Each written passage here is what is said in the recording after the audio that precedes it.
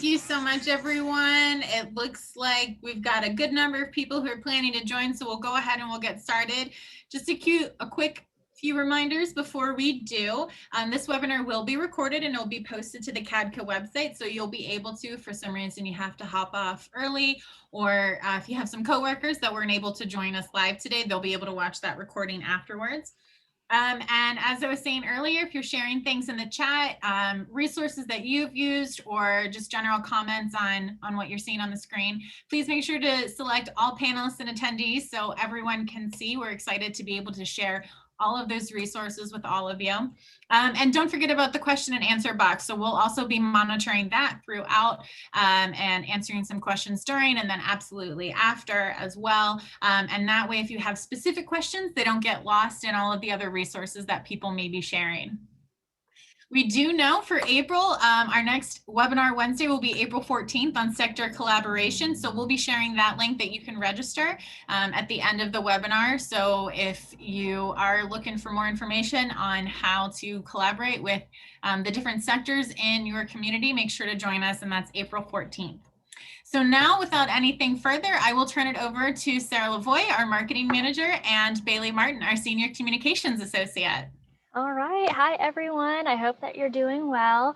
Bailey and I are really excited to be presenting today's webinar Wednesday, where we're going to give a nice overview of how you can utilize social media to effectively market your organization or coalition. So let's get started.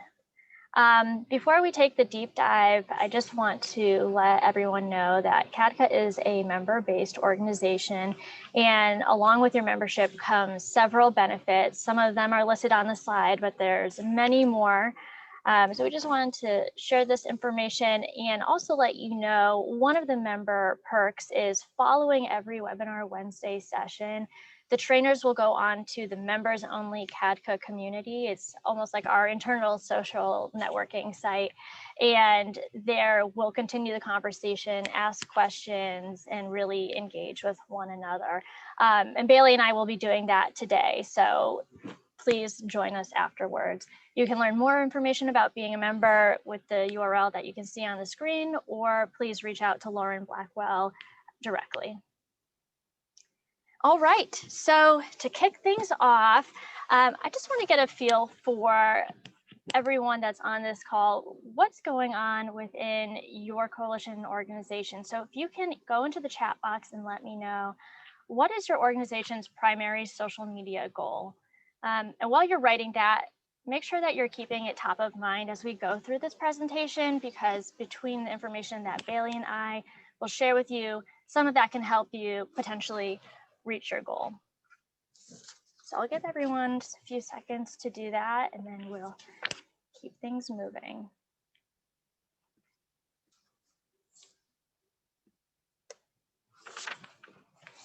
All right, so let's start with talking about why is social media important for your organization. In 2021, essentially, social media is really essential. There's two important things to get started if you haven't done so already. The first is go ahead and create your own accounts. We recommend Facebook and Twitter to create these. They're completely free, and so it's relatively easy to do. And the second step is the rule of three. When I was in grad school, one of my communications professors swore by this, and his theory was if you had 3 types of interactions daily on your platforms, that it would help to increase your overall presence, networking, and connections. And so the 3 actions that you could use or do are liking, commenting, retweeting, following. You could do 3 of the same thing one day, or you could mix and match, but the golden rule of 3.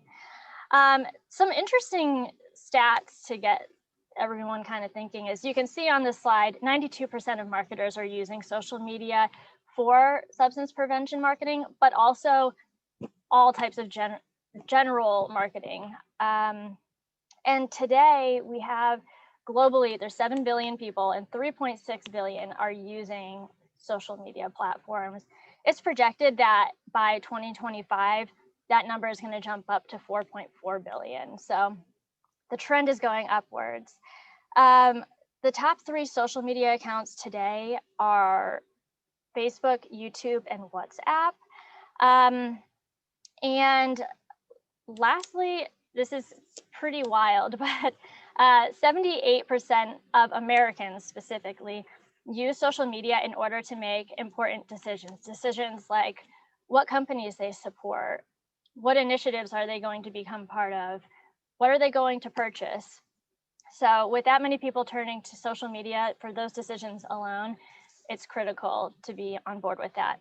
And the last point here is meet your target audience where they are. So an example is younger audiences are on a platform called TikTok, and we'll talk more about that soon. But in order to make sure that you're targeting them, the best place to target them would be on TikTok.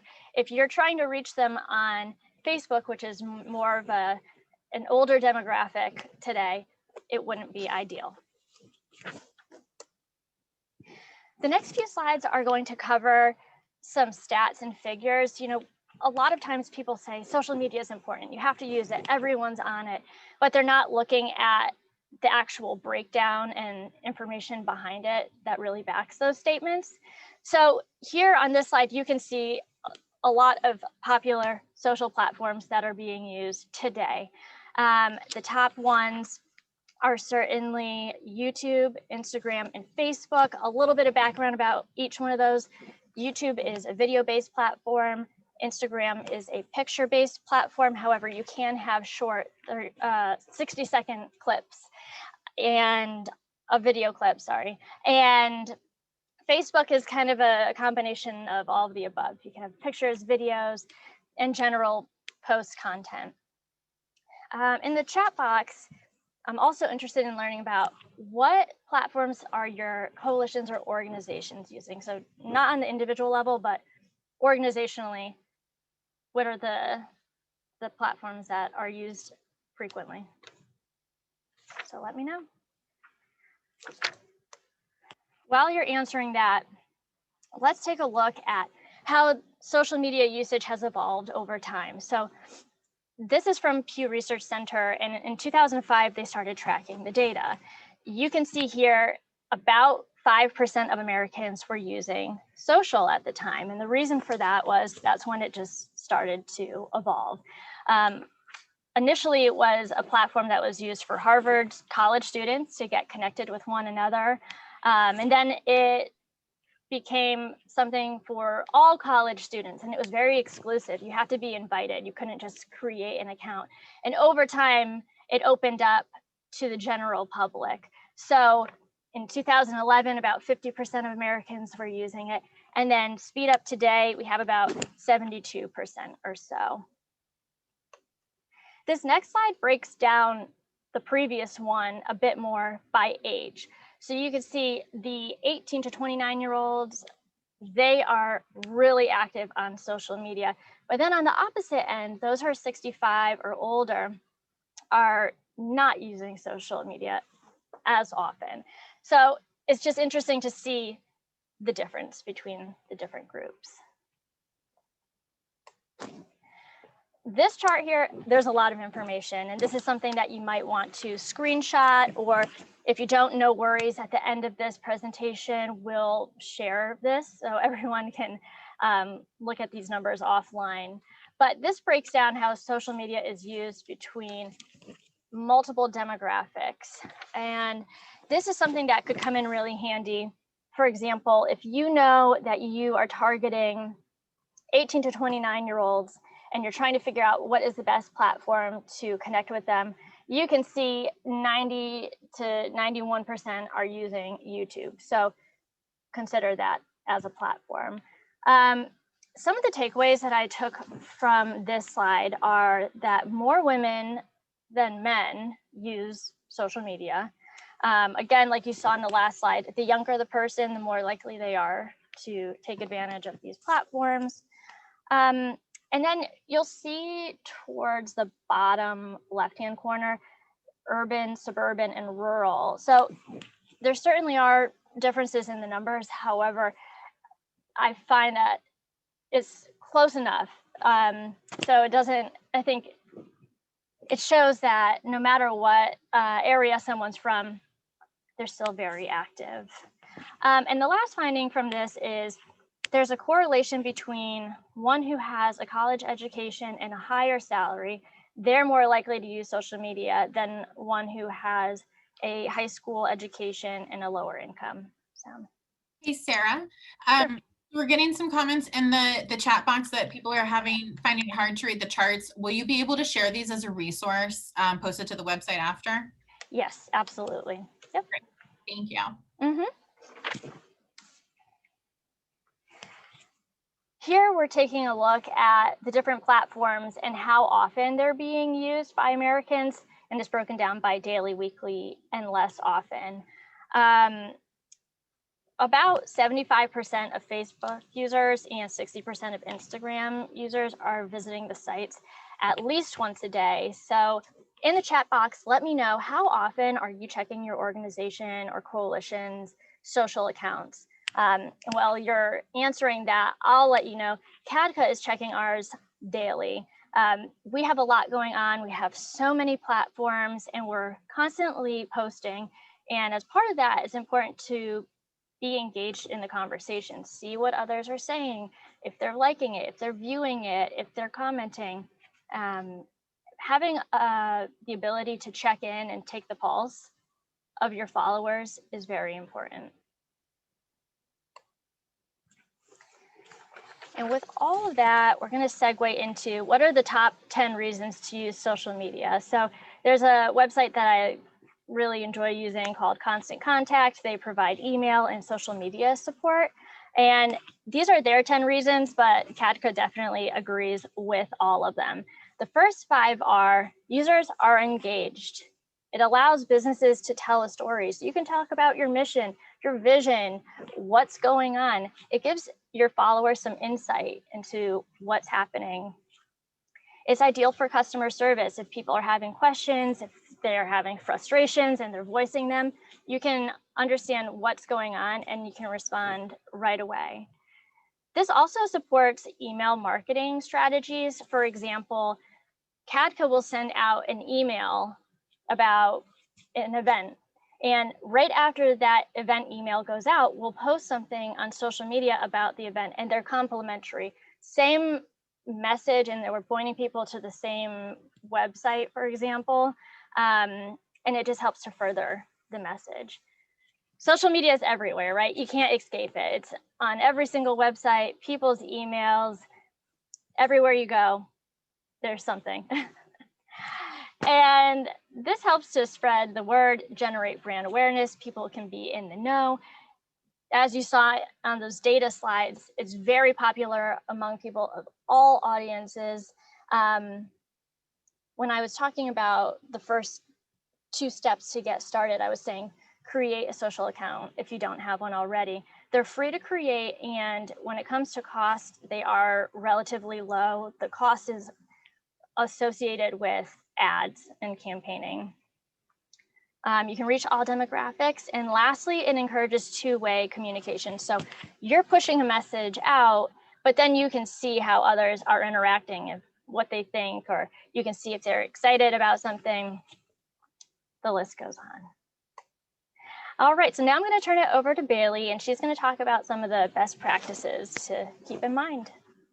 Sure. So thanks, Sarah. We set up some best practices here, but I just want to put out a little message first that just because these are the best things that work for us, that doesn't necessarily mean that they'll be the best things to work for you guys. So when you're looking at developing a strategy and developing best practices for your coalition, look at what your audience is responding to. Think about who your target audience is and how you're serving them. These are pretty general standard best practices that typically, will work for everyone, but really think about how you can better serve your audience with each and every post. And that is what creates your overall social media strategy. So when it comes to Facebook, one mistake that we see a lot is that coalitions or organizations will set up a personal page rather than a business page. Setting up a business page is really important because it allows you to share your page, get likes, track metrics, and be seen by more people that might not be familiar with your organization already. When we look at our Facebook page, we always, with each and every post, try to include either a photo or a video because we noticed that our audience was a lot more engaged with posts that included really dynamic, photos and video.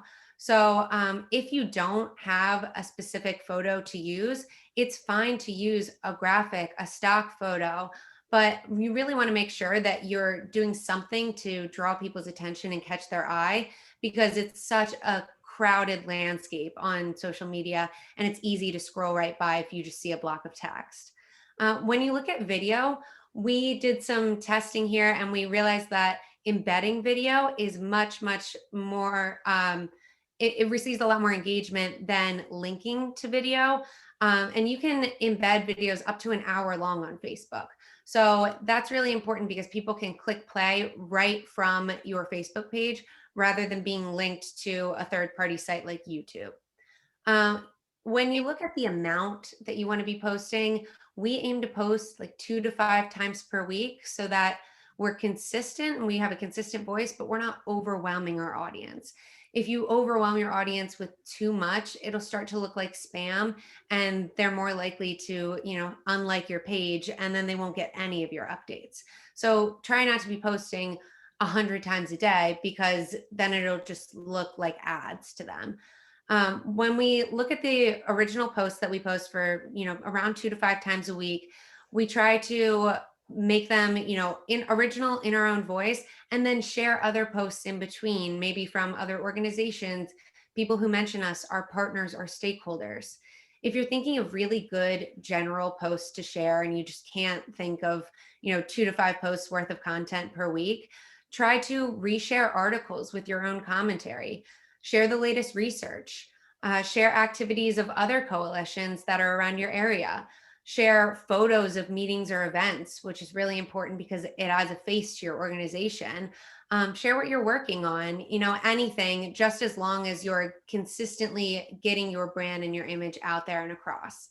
And then finally, for Facebook, you want to be sure to engage with everyone that interacts with your page. So if someone is interacting with your page and they just get left hanging, they don't get a response, they're less likely to interact with it in the future. And then they're less likely to get that information that you're trying to push out. So one way that we do this really well is when we receive messages to our Facebook page, we set up an automatic response that just says, thank you for messaging us. We try to be as responsive as possible. We'll get back to you shortly.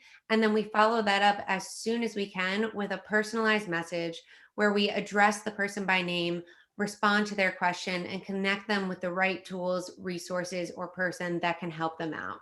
So this level of engagement with all of our comments, all of our shares, we always make sure to like our posts that are shared. And then with our messages, really encourages people to engage more in the future. Bailey, there were 2 questions that came through in the chat box. So somebody asked, can you embed YouTube videos and what's the difference between embed and linking? Awesome questions. So embedding is uploading a video straight from your computer, and it will allow you to play it right within the Facebook posts. Linking is when you would share it from YouTube. So if you share a YouTube link, it will create a preview of the video on Facebook, but it's not playable right from there. People, when they click that link, they're led to YouTube's page, and then they're less likely to wait around and actually play your video. So we find that if you have the original video file and you can embed it, it's definitely preferable. And then, sorry, Brittany. We also have people who are very interested in how they can set up that automatic messaging on Facebook. So if we have resources we can share on that, I think that would be great.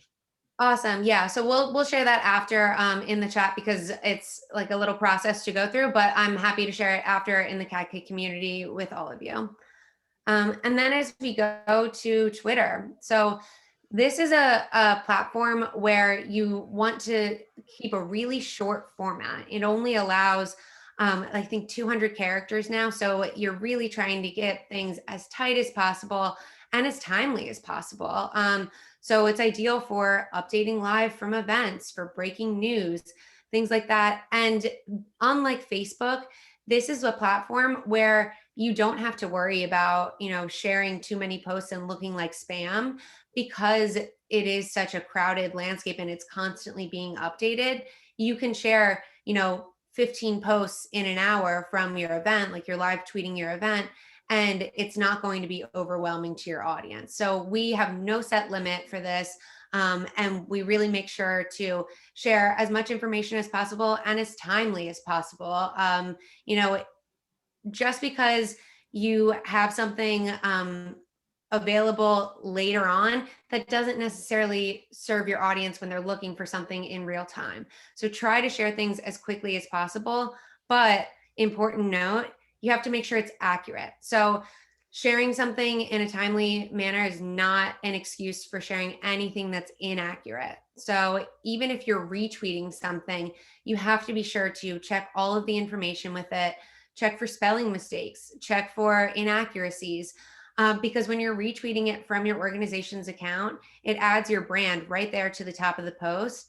And if you're sharing something that's inaccurate, that's a bad look for your brand. So try to get it out as quickly as possible, but never ever skip the step of checking to make sure that everything is accurate. When you are live tweeting from events, try to consider making an original hashtag so that you can follow the conversation and allow others to participate in the conversation. And then you can track the metrics on the back end, which we'll talk more about later. But that allows you to see how many people participated in this conversation and what were they saying about your event. So you can see that we did this here with the example on the slide. We went and during our forum, Congressman Raja Krishnamurthy talked about how he wrote a letter to Jewel, talking about ending the youth vaping epidemic. And so we quoted him and we tagged Jewel in it. We tagged him, and then we used our signature hashtag #CADCAForum. And then because we tagged him and he was able to see that, Congressman Krishnamurthy then shared it to his own audience, and they were all able to participate in the conversation as well. So we got a lot more engagement and a lot more people were interested in, what we had to say, and then looked at the other tweets associated with our signature event. So definitely making sure to always tag your partners and sponsors, and always make sure that, you're increasing your engagement organically by applying those hashtags and by tagging, everyone associated with it, and sharing those pictures is really important. All right. And then as we look to Instagram, this is another account where too many posts can look like spam. So we try to best practice share 2 to 3 times per week. And if you have more pictures than that you'd like to share, you can share them to your Instagram story, which will disappear after 24 hours, but you can also save it as a highlight to your account so that people, when they go to your page, can look at it later on after it's disappeared in the 24 hours. When you look at what the content is that you should be posting on Instagram, try to prioritize really dynamic pictures and videos. Try to avoid over editing them so they look as real as possible. They represent what things look like in real life. When you're sharing videos, you can share short, up to 1 minute long videos on your grid, which is your main post. If you're going to share longer videos, you can share them on IGTV, which allows you to share a video that's up to an hour long. And then you should also look to make the captions short. Again, tag your partners, make sure that they know that you're talking about them. Use those hashtags, but keep the captions as short as possible and to the point, because the main star of the show here is really those pictures and those videos. And then finally, if you're going to link to anything, don't include a link right in the caption, because it won't be hyperlinked. So it won't be clickable for anyone that comes past your post.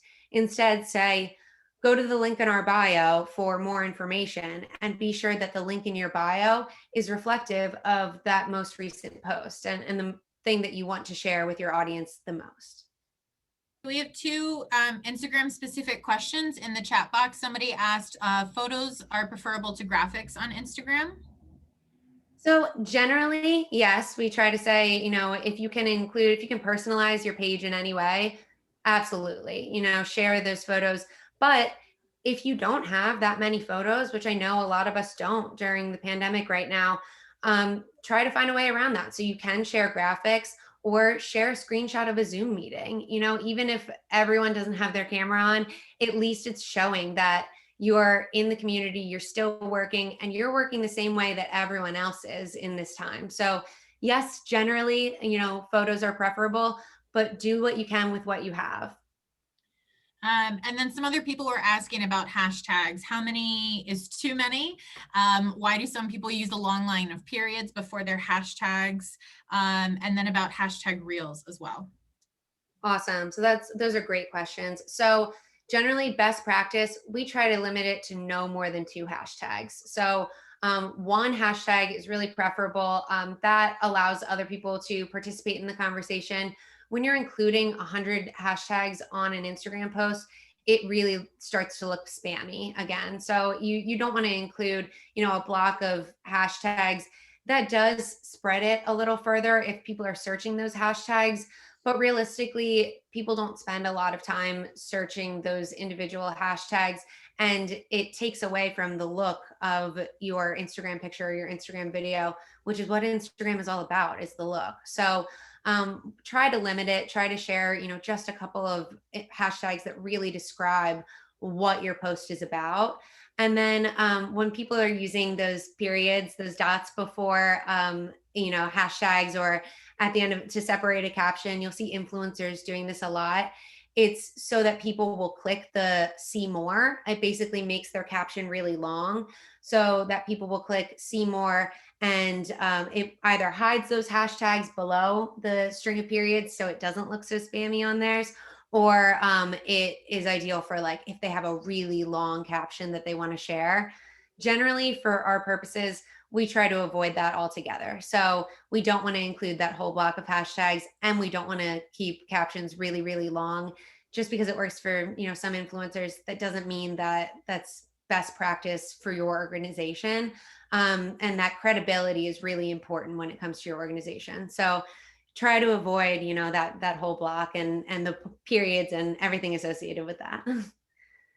And then as we look at TikTok, so we have been looking at TikTok lately. I think everyone has, because it's really taken the world by storm. I don't think anyone expected TikTok to perform quite as well as it has. It's become super popular. It's the fastest growing video app among Gen Z. And because it's among Gen Z, they tend to have their own style. So everything tends to be really lighthearted, really funny. It's a lot of dance videos, but there are also, more serious videos, more serious content on there. And it's rapidly changing. It's rapidly developing. This is an app that has just really, come to its own within the last year or so. And as Gen Z is stuck at home during the pandemic, they're using this a lot more, and they're sharing a lot more content on it. We got a question from Susan Visser from the Community in Crisis Coalition to our email, and it was an excellent question that we wanted to address here. She asked us, how do we use Snapchat and TikTok for youth engagement? And that's an excellent question, because these are the apps, like Sarah discussed, where youth already are. So if you're trying to meet your audience where they are, this is it. They're on Snapchat, they're on TikTok. So we recommend using TikTok and Snapchat for youth takeovers, for specific events. Allow one of your youth members to kind of take the reins. Allow them to post content on your organization's page from their own phones. Allow them to sign into your organization's account on their device.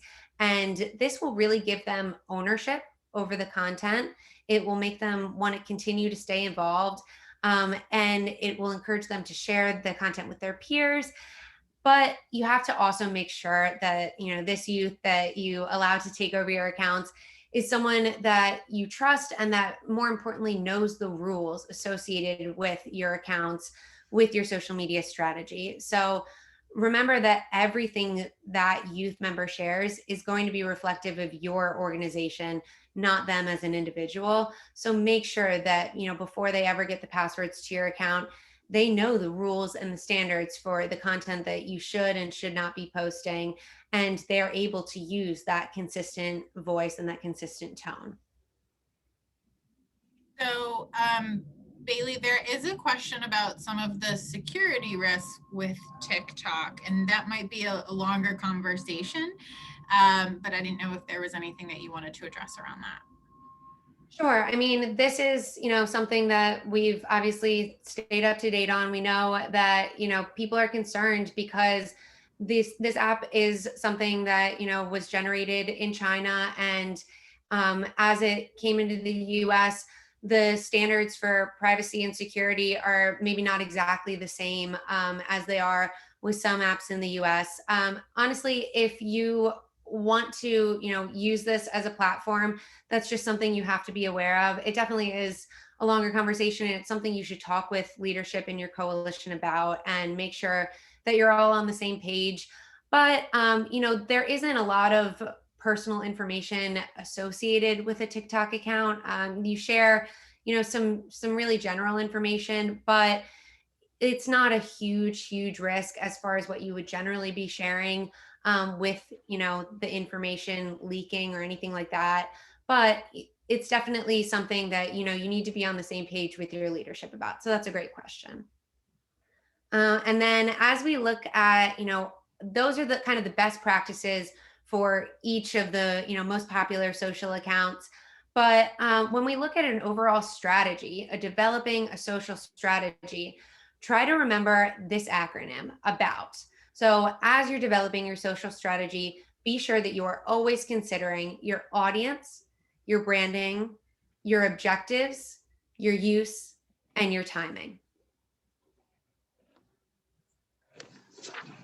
All right, so I'm going to jump in here and I'm going to talk a bit about defining your audience. So, of course, with social media, you need to know who are you targeting, and this is something that CADCA is constantly assessing and reassessing. And usually we break it down into two different categories. We have our primary audience and the secondary. And the primary audience is, of course, those who are critical to be involved and active in whatever the ask is. So an example is, for our event marketing, we want to make sure that we have different federal partners, coalitions, educators in the prevention world, and many others participate in our events. And then there are the secondary audiences, and of course they're important, but we definitely highlight the primary.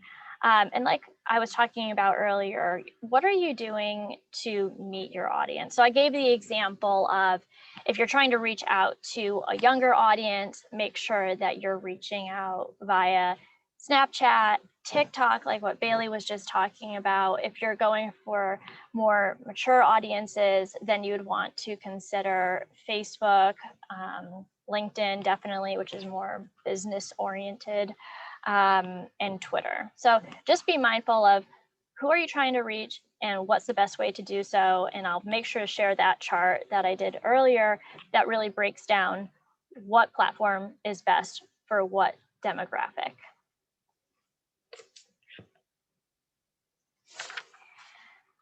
Something that's important is you always need to make sure that you're catering to your audience. So here's two examples of posts that CADCA recently published related to our event, National Leadership Forum. Here, there's a few different examples of how we're catering to our audience, and that includes the usage of the hashtag CADCA Forum. Like Bailey had mentioned, this is a really great way to track the conversations and see what people are talking about. And it makes it easy for followers to stay in the loop with your conversations as well. All they have to do is search your hashtag on the social media platforms, and it will pull up all of the posts associated with it. You can also see that we're sharing information that's relevant and useful to the field. And going back to the common theme of, we make sure that we're always incorporating graphics and videos, because a post that has these different visuals is much more appealing and followers are more receptive versus if we had a post that was text only. And speaking of audience, you want to make sure that you are staying engaged with them. And again, here's 3 recent examples. The first is we have the CADCA's Coalition Advisory Committee.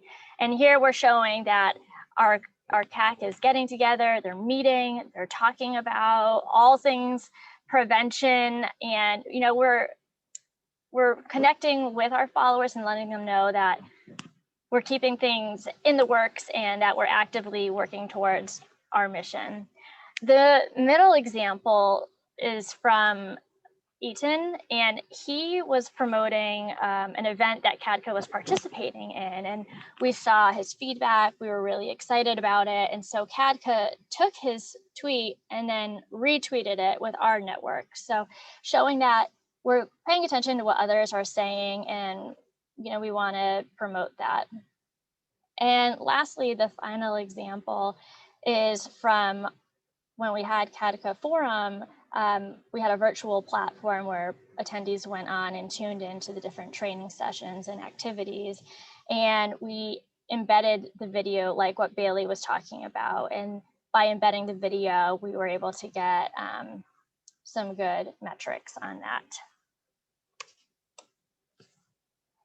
If you haven't heard about infographics yet, the 411 on that is essentially graphics meet text, and it's best when there's more graphics and less text.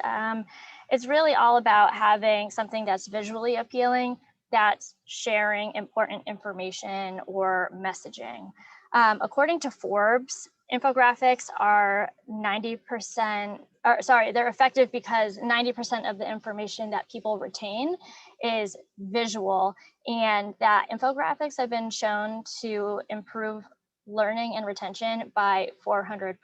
So these numbers are pretty staggering, right? We're just living in a time where people are visual learners and they want to learn something quick and fast, and infographics do just that. So here's an example of CADCA's drooling infographic, and it was by far our most popular Facebook post yet. You can see the numbers.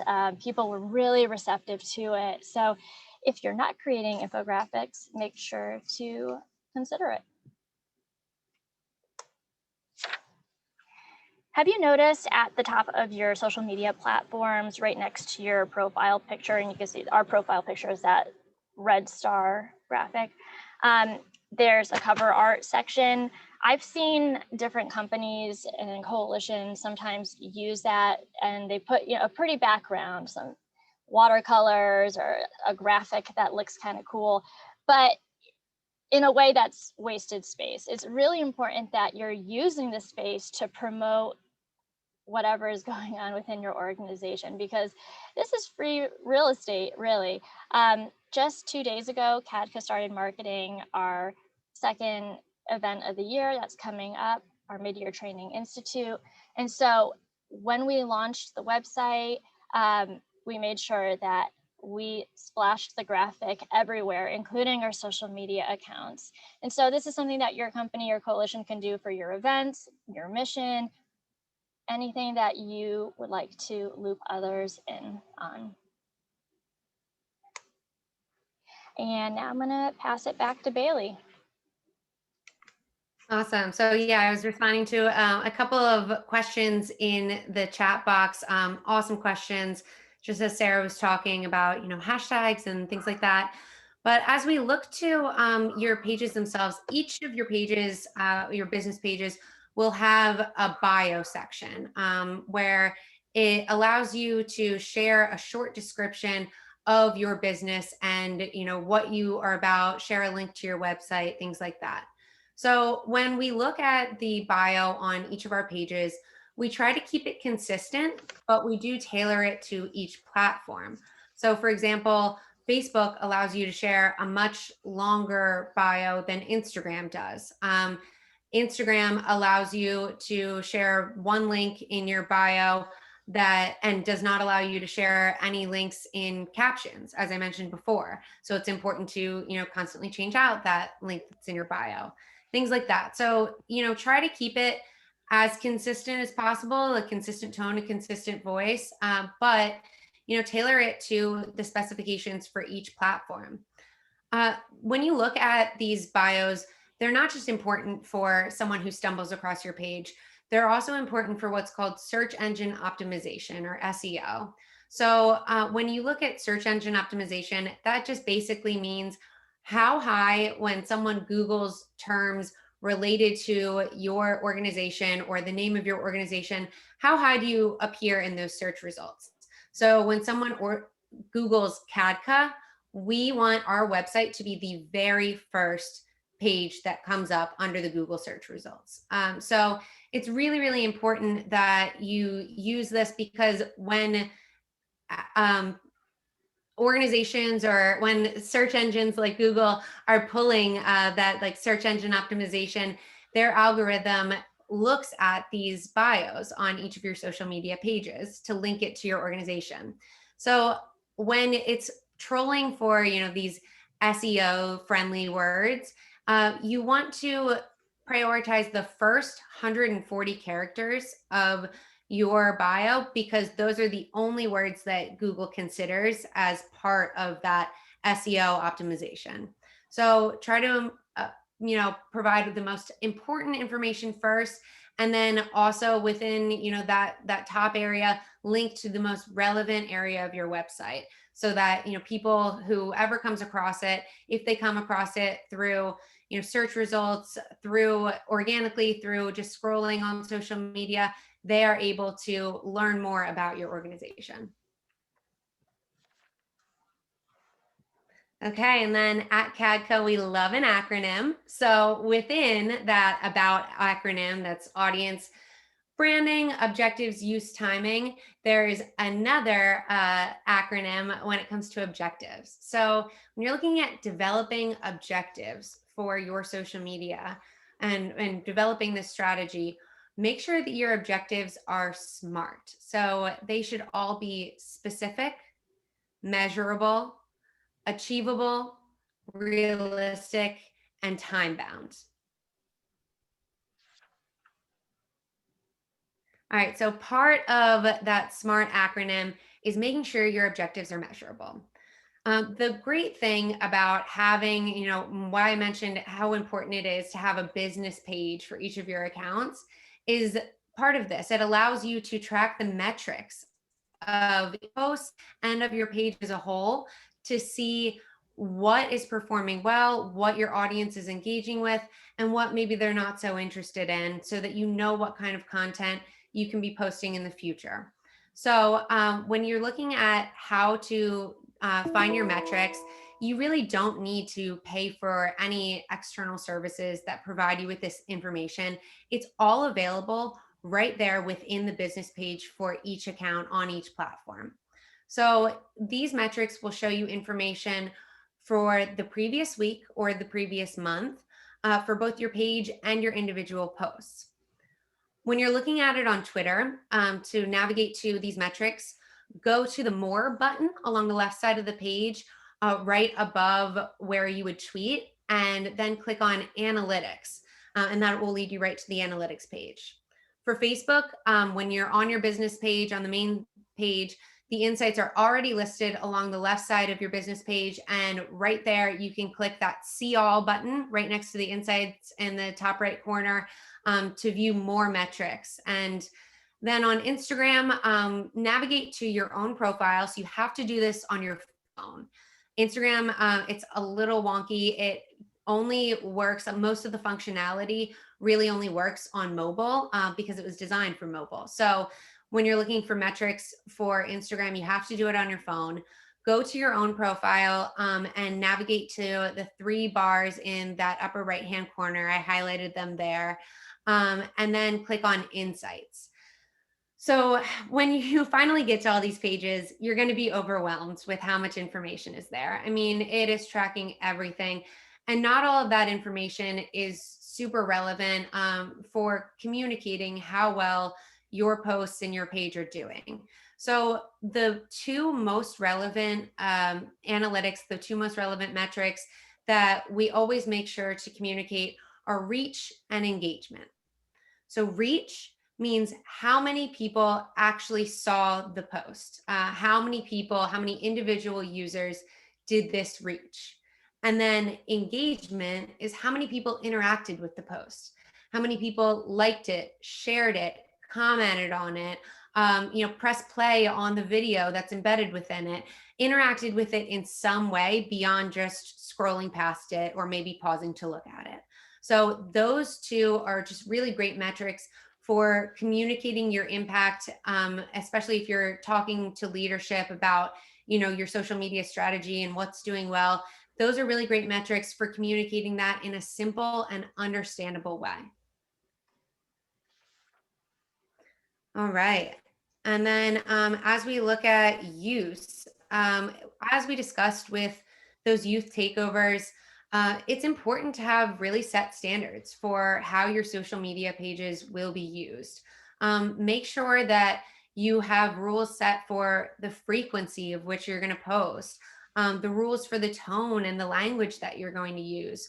Set one or two administrators who are the main ones that are posting to your account, because this will, enable you to have that consistency and make all of your posts seem like they're coming from the organization rather than many individuals within the organization. Remember that consistency is so important because every single one of your posts reflects your organization as a whole, not the individual who's posting the content. So, making sure that everyone is on the same page when it comes to the frequency you're going to post, the rules, the tone, that's really, really important to obtain that consistency.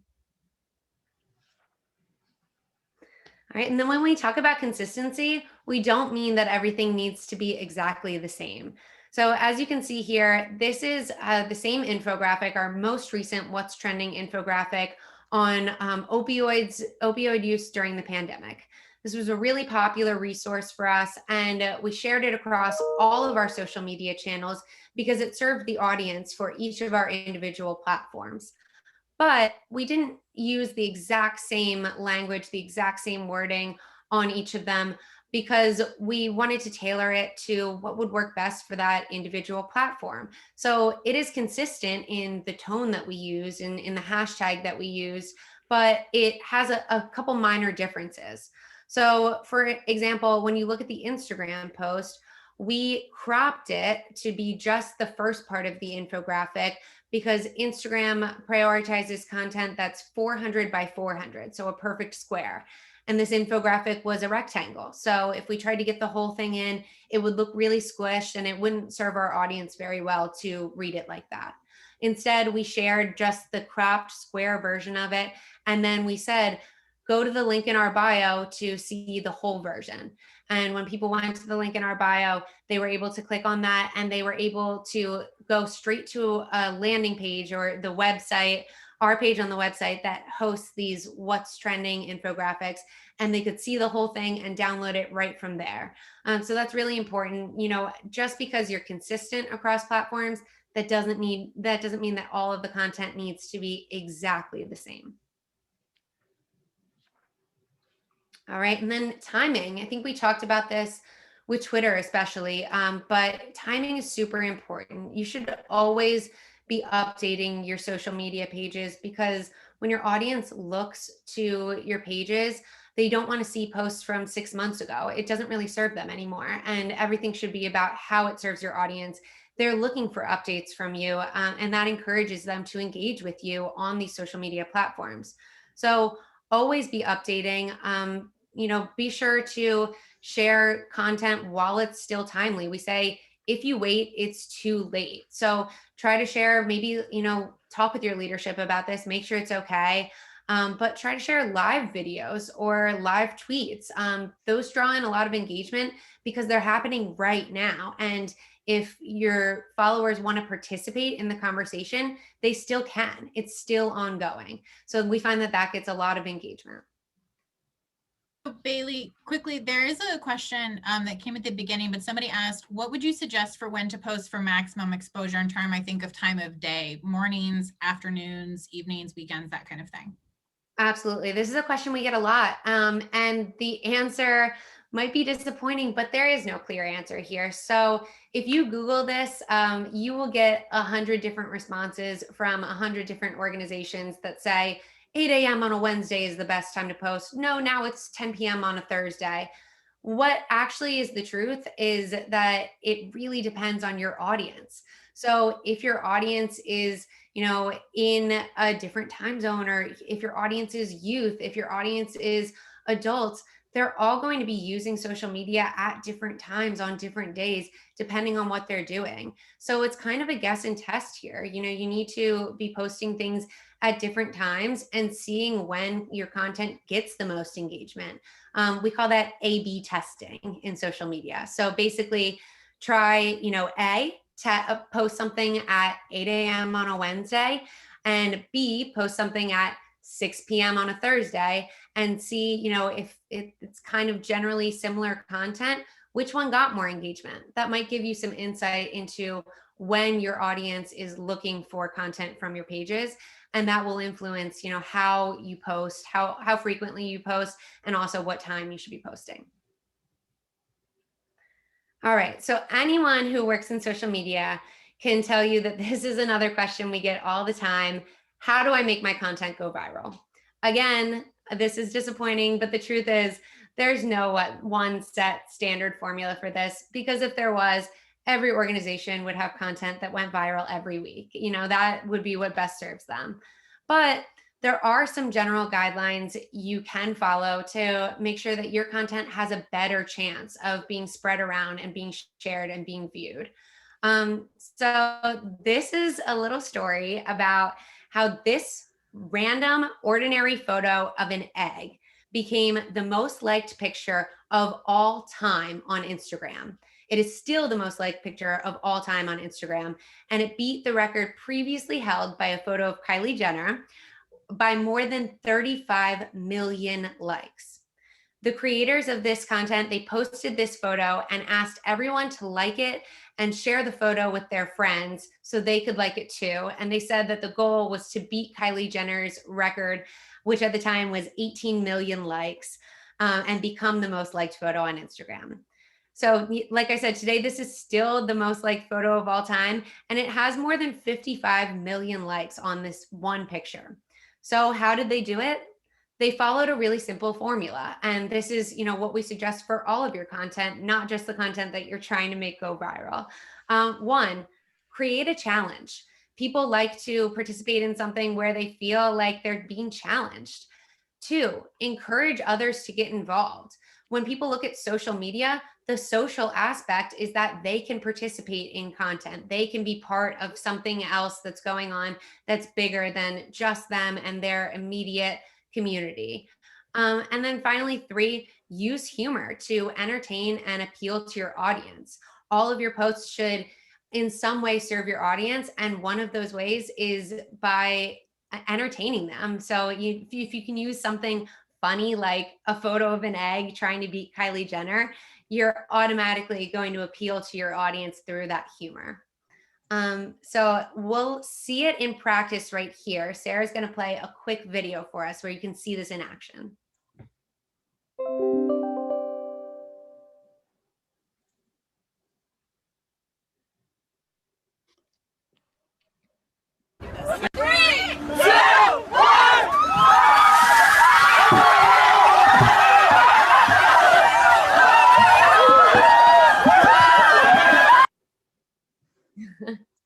All right, so you get the point. I'm sure you all remember the ice bucket challenge. And the reason that we're sharing that with you here is because it was one of these things that went viral, and it was for a good cause. It was on behalf of a nonprofit organization. So a lot of you probably participated in this. If you don't remember, in 2014, Pete Frates, who suffered from ALS, created a simple video that went massively viral. He posted a video dumping ice water over his head, and he called out several of his friends with this challenge: donate to ALS research, or post a video dumping ice water over your own head, or do both, and challenge your friends to do the same. The power of the internet took over, much the same way as it did with the egg. And within weeks, celebrities like Taylor Swift and Mark Zuckerberg had participated in the challenge, along with millions of people across the world. In the end, the challenge raised more than $220 million for ALS research. And that money actually resulted in scientists discovering a gene related to ALS that helped them to learn more about the disease and come closer to finding a cure. The impact of this challenge was astounding, but it went viral for the same reason as the photo of the egg did. It was funny, it issued a challenge, and it allowed people to get involved and feel like they were part of something in an online community. You can use these same principles on your posts on behalf of your coalition. And while they probably won't go viral, they will be seen and shared by more people, leading to new eyes on your organization and spreading your prevention messages beyond your just immediate community that already knows about your organization. All right, so even if your posts don't go viral, social media can be a great tool to bring attention to your organization through media coverage. Before I started at CADCA, I was a local news reporter in Jacksonville, North Carolina. Each day, I had to pitch and create 2 full stories that centered around my community. When I was looking for local stories, I used social media as my primary tool to find these stories that I would tell. In the US, local news is separated into a market system. So, geographic areas that are covered by one news network or several news networks that cover the same area are ranked from 1 to 200 by their population and the number of television viewers in that area. Market 200 right now is Glendive, Montana, and Market 1 is New York City. And every other broadcast area falls between these numbers. So, especially in those lower markets, which are going to be your more rural communities, places that don't have high populations, reporters like I was are frequently responsible for coming up with their own story ideas and doing all the work to create these stories, including conducting their own interviews, filming the segments, recording themselves, writing scripts, presenting the stories, sharing the stories through social media, everything. So if you're in a smaller news market, you kind of have an advantage here. You have the opportunity to interact with these reporters online and pitch them stories about your work. When you're pitching a story, remember that what a reporter is looking for is that character, that human aspect. So try to center it around a central main character or spokesperson that can tell the story. Emphasize the emotional appeal of the story, and communicate how this story is impactful to your local community, because these reporters prioritize telling local stories.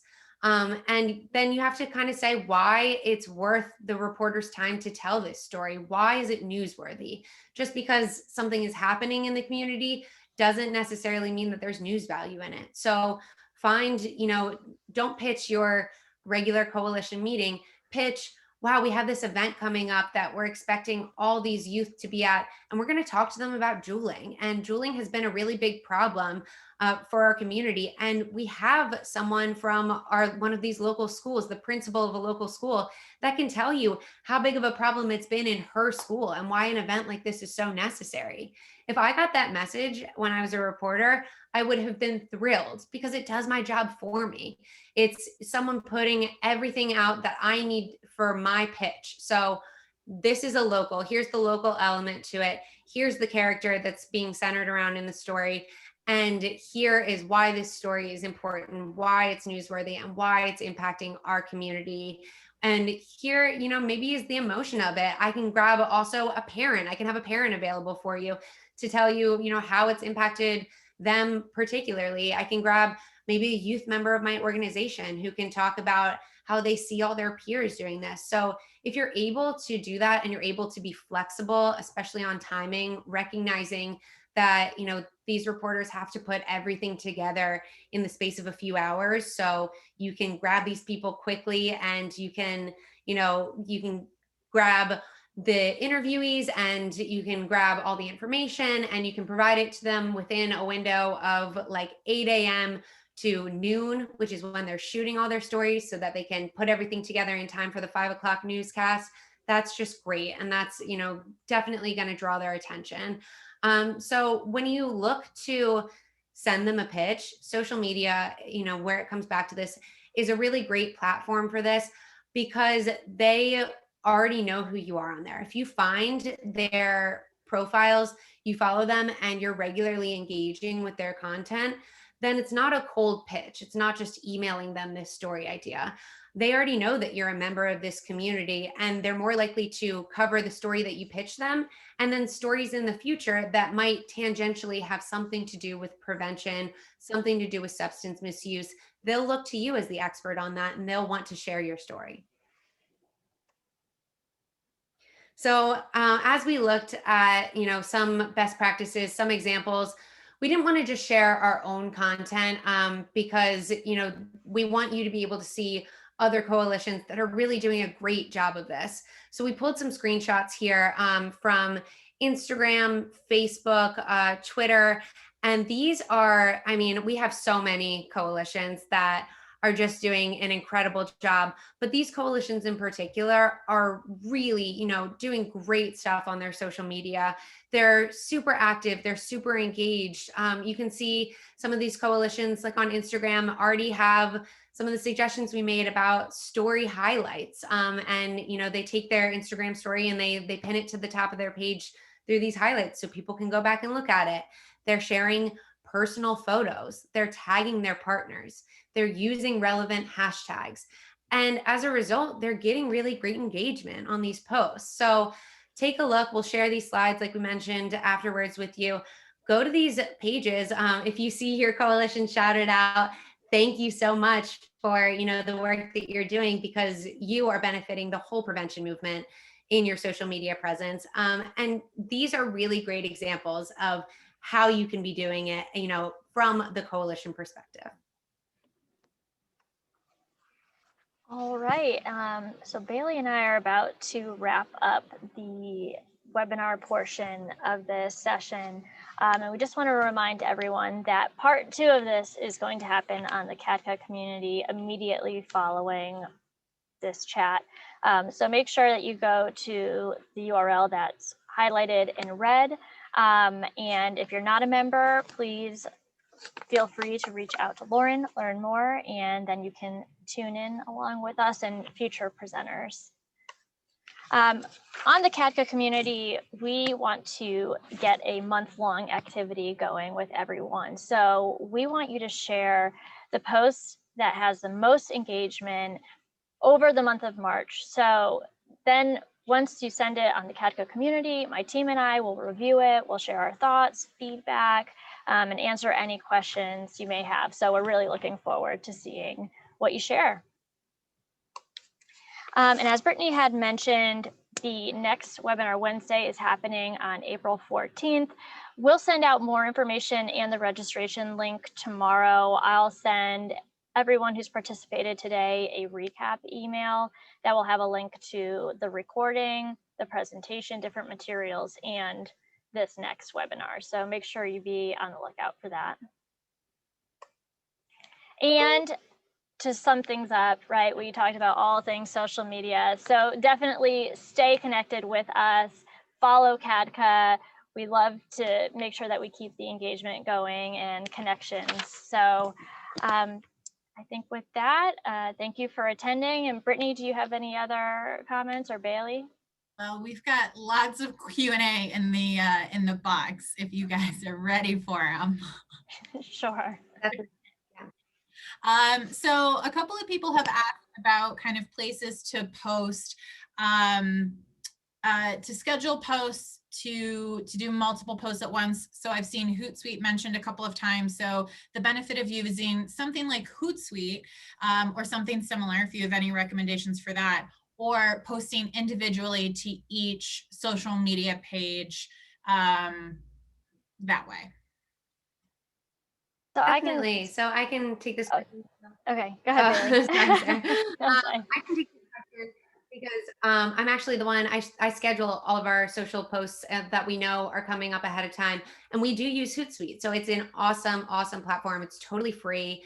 You can link your social accounts to it, and you can post either the same message on multiple platforms. You can schedule it ahead of time for whenever you want it to post, or you can schedule individual messages there so that they're all going out at the same time. But like we said, they're, tailored to each platform. And they're a little bit adjusted for what you need, what your purposes are. So Hootsuite is a really, really awesome tool, and we definitely recommend using that. Yep. In addition to Hootsuite, there's another platform called Sprout Social. Same idea, same functionality, but another option to look into. Great. Can you put what that company was in the chat? Sure. Yep, I can do that right now. Great. So there were also some questions about kind of how do you go about looking at people's comments, reacting to negative comments that people might make on your posts when comments aren't in line with the coalition's mission, and just general reacting to comments that aren't great. Definitely. So this is something that we've definitely faced in the past. I think anyone who has a public social media account, a business page for their organization will face this at some point. So it's definitely important to prepare for it. What we always say, and this is the number one rule of crisis communications, is take it offline. So when someone comments something that is not great for us, we never ever delete a comment, because that just looks shady, and it implies that, we're trying to hide something from our audience, which we're not. Instead, we respond to that comment and we say, hey, we're really sorry to hear about this. We're going to direct message you, or direct message us, email us here to resolve that problem, and we'll walk you through it, and we'll be able to resolve that for you. So the message that sends to anyone who's seen this is, one, that you're not hiding negative commentary, you're addressing it. Two, you're responding in a respectful and professional manner. And three, you're addressing the concern. And if they have similar problems, they can come to you to address those same concerns. So definitely take it offline. The only exception I would say here is if it's something like vulgar, if it uses curse words, then you can go ahead and delete it, just because that isn't a good look and that's unprofessional, on your brand page. Nobody wants to see that. That doesn't serve your audience. But barring that, if it's something that, just isn't great, is a little negative, try to, learn from that, grow from that, and address it directly with them. Great, thank you. Okay, so there were also some questions about doing sponsored posts, hashtagging with sponsors, and how to approach some of that work. Definitely. So we at CADCA, as an organization, we don't really do sponsored content, because it can, we have our own brand, and we don't want it to look like we're advertising to our audience. What we do is, if we have a project with a partner, we definitely share that information on our social pages, because that's also coming from us. It's not just an advertisement on behalf of one of our sponsors, stakeholders, partners. So what we do is we're always sure to tag our sponsors in those posts so that they can share them to their own channels. We talk to our sponsors ahead of time, and this is, in the strategy as we're creating this product, this resource. We talk about, how are we going to share this? What platforms are you going to share it to? What platforms are we going to share it to? Should there be a hashtag for this so other people can participate in the conversation? And that allows us to then share the content that they mentioned us in as well. So it really goes both ways. We definitely recommend always tagging your partners and your sponsors, because that's the only way that they're going to see it, and they're going to be able to participate and to share to their own audiences. Awesome. I'm sorry, there's a lot of questions in here, and there are some common themes, so I'm trying to make sure that I find them all. And I'll remind you, everyone as well, that some of these questions, if they don't get answered live, we'll make sure to get them over to the CADCA community. So if you're a member, you can find them there. And Sarah and Bailey will be able to tag team a little bit more on those questions as well. So somebody asked, do you recommend a separate page for a coalition, even if it is under the supervision of an agency? Yeah, I think Sarah, you can talk about that with our GIA pages, because Sarah does all things branding, so she can talk about this really specifically.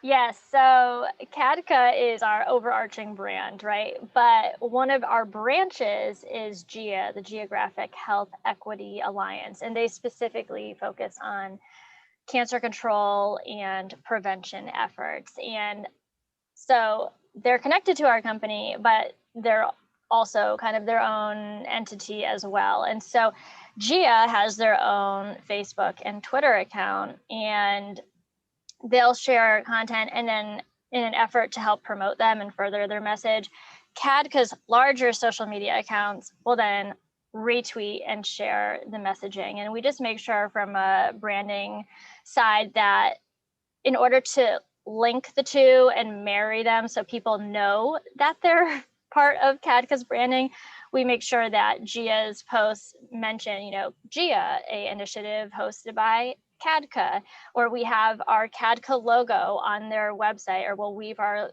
CADCA logo into GIA's graphics. So we want to make sure that CADCA and GIA are connected, and although they're separate, we want to make sure that there's still a common thread. Great.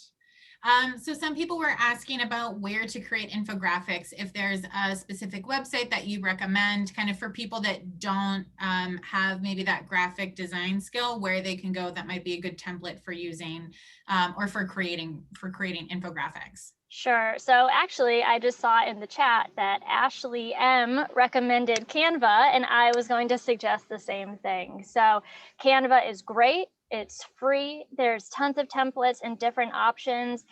If you want to, you can pay, I believe the subscription's, I think $100 or $110 a year, but really you don't need the subscription. There's so many different tools that you can use. So I'm going to share a link to Canva in just a second.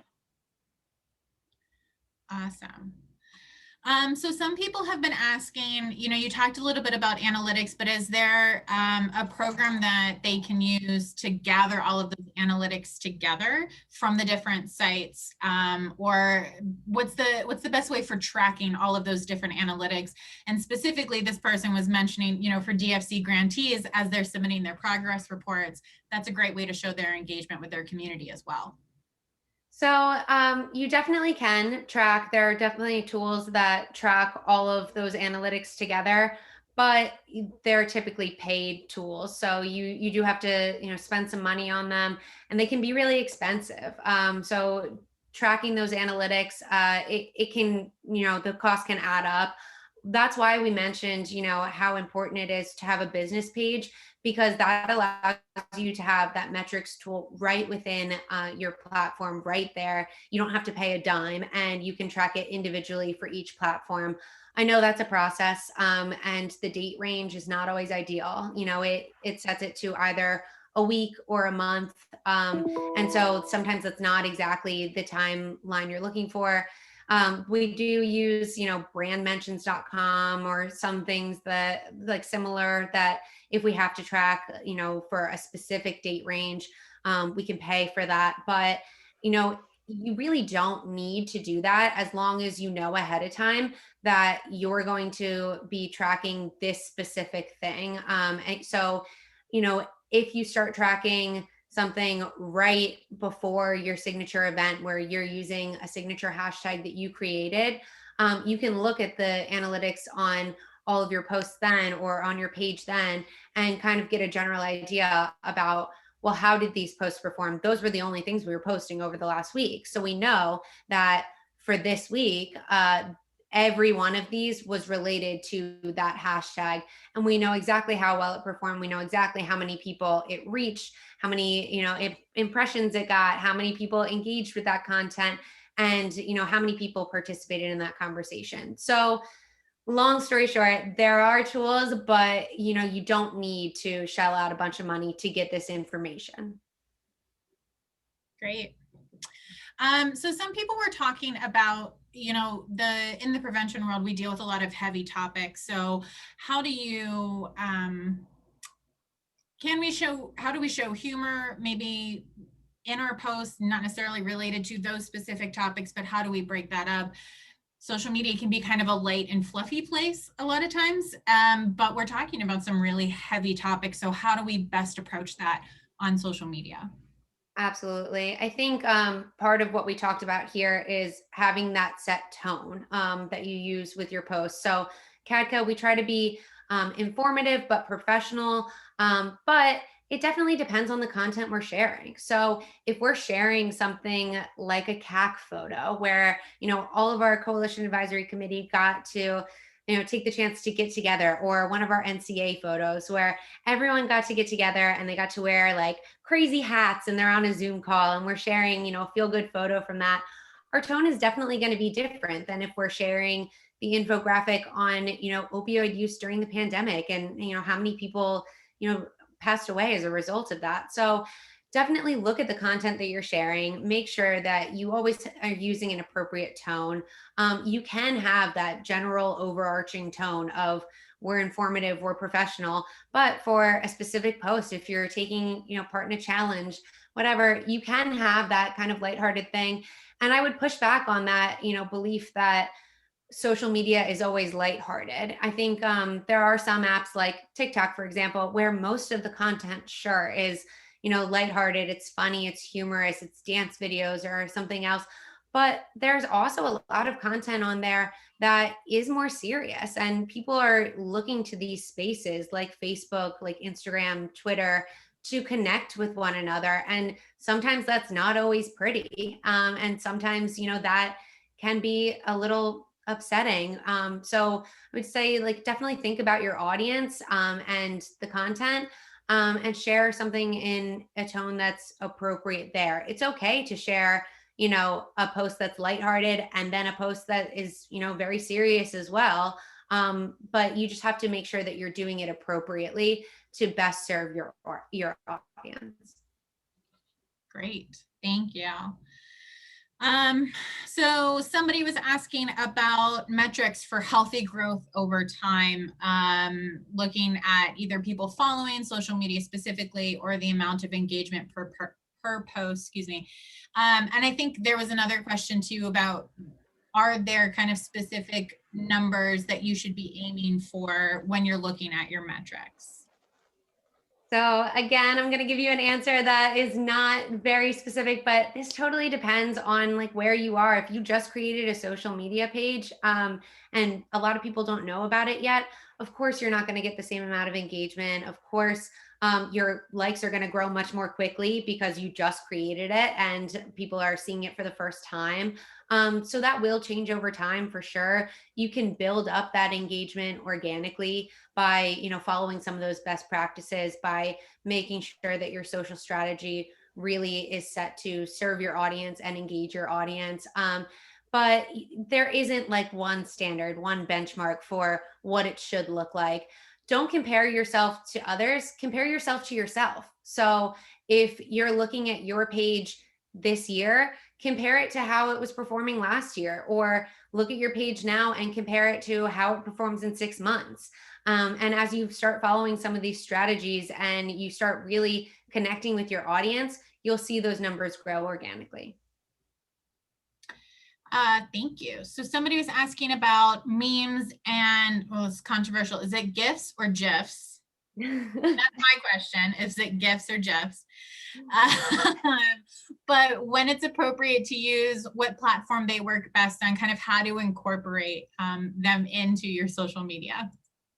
Definitely. So it's actually technically supposed to be pronounced GIFs, but I've never heard anyone pronounce it that way. Everyone says GIFs. So either way you say it, it's fine. But those are really, really great for an app like Instagram, where everything is video or photo focused anyway.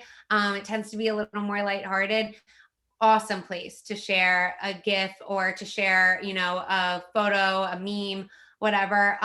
You can also, if you don't necessarily want to post it like right on your grid on Instagram, you can post it to your Instagram story, which, disappears after 24 hours unless you save it to your profile. You'd never our boss always says, don't do anything to get yourself fired. So don't share anything that's like controversial, that doesn't meet the tone that you're looking to send out. But if you want to participate in something lighthearted, something funny, something that is not going to be controversial or upset anyone in your audience, definitely do that. Share it to your story, share, even on your grid, like something cute and fun, and look at those things of like, why did this go viral in the first place? Why is it a GIF? Why is it something that like you've seen?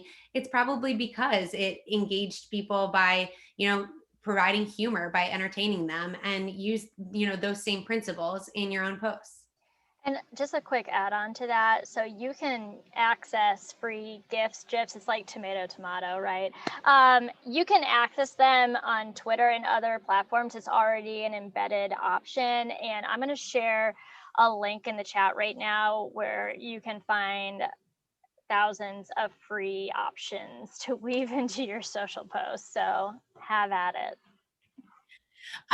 So actually, you brought up a good point about stories. And so I think this segues great into this particular question. How do you differentiate that content for an Instagram upload and for a story? And so what are the different kinds that are better to upload versus a story, maybe versus Twitter versus Facebook? Kind of how do you differentiate between all the different ones? Definitely. So, like we said, try to be consistent. So if you, can come up with 2 to 3 of those main Instagram posts per week, so that you're regularly, consistently updating things, that's really great. But look at, if you have more content than that, and you want to post it to your story, that's fine.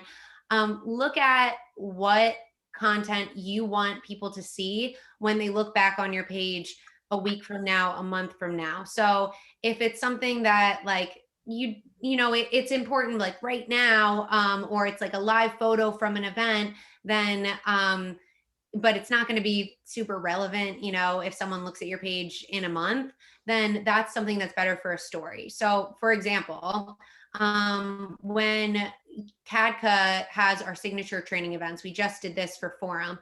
We share all of our mentions on people's Instagram stories to our own story. We share like quick little things about like what's happening now.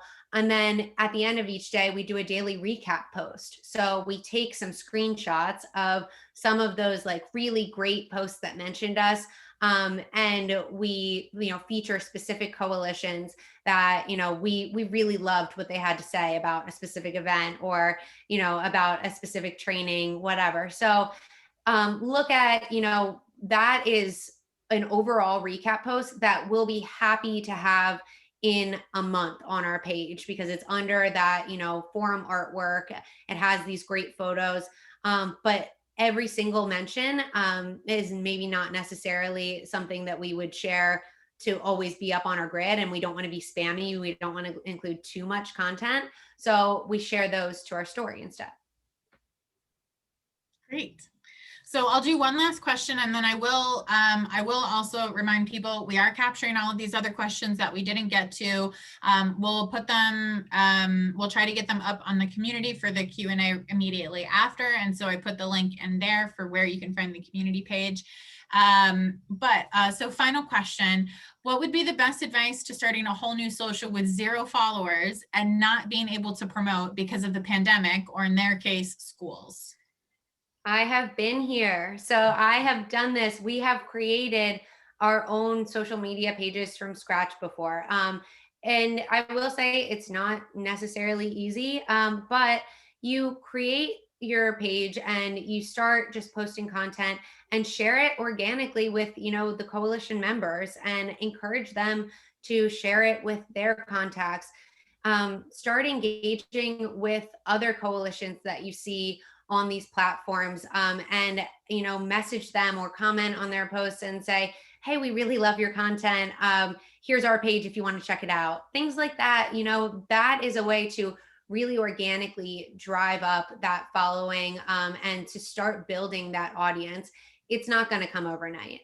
So don't have unrealistic expectations that, from today to tomorrow, you're going to gain 1,000 followers. That rarely happens. Instead, try to build by, following those practices. Regularly post content that your ideal audience, your target audience would engage with, even if they're not there yet.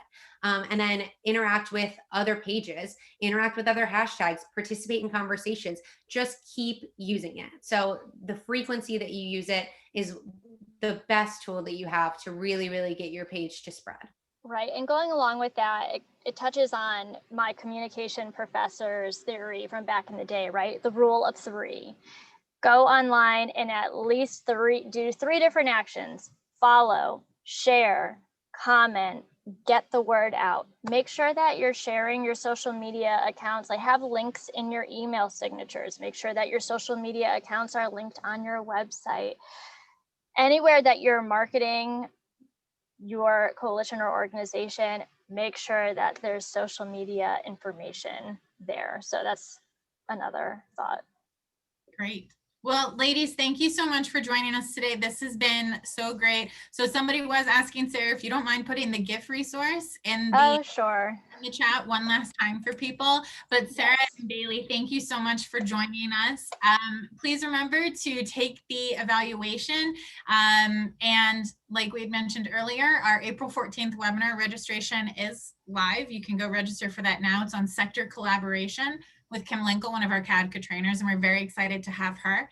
And feel free, join us in the CADCA community starting now to ask more questions, have further conversations, and that'll be open to all CADCA members. So thank you so much, everyone, and have a great afternoon. All right. Thank you. Bye. Bye.